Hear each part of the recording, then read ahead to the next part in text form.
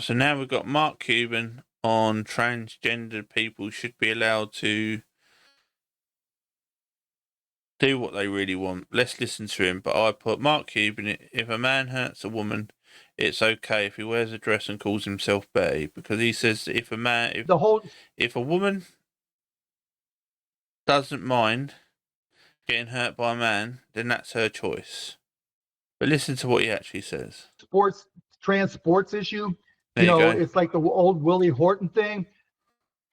My attitude is if there's a trans athlete, no matter what side, you let the opponent, whether it's an individual sport or a team sport, you let them decide if they wanted to compete against them or not.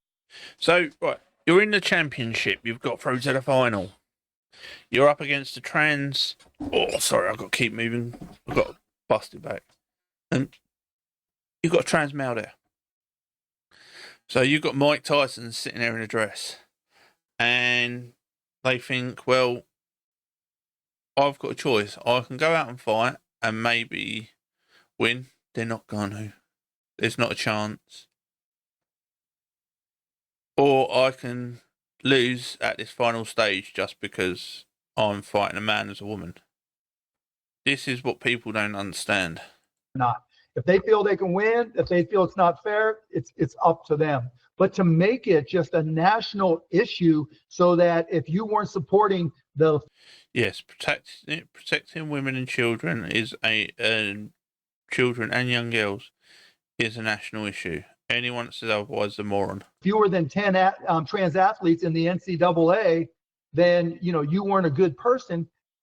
People aren't ready for that yet. And you've got to meet people where they are. We've taken this country so far in race relationships, in attitudes towards LGBTQ. It takes time. You can't just force it down people's throat. And instead of trying to get it where the people who are being disadvantaged and being discriminated against are helped, they wanted to make it a campaign issue. Focus on helping the people, not using them to campaign. How does the whole... So, he says, try helping people. Okay, then make a different section. Make it so that the trans community has their own section. You wouldn't ask someone in a wheelchair to go and play basketball against the NBA. And it is a mental disorder. I'm sorry if that upsets people. Well, I'm not sorry, I don't really care. But it's a mental disorder. And people won't like that, and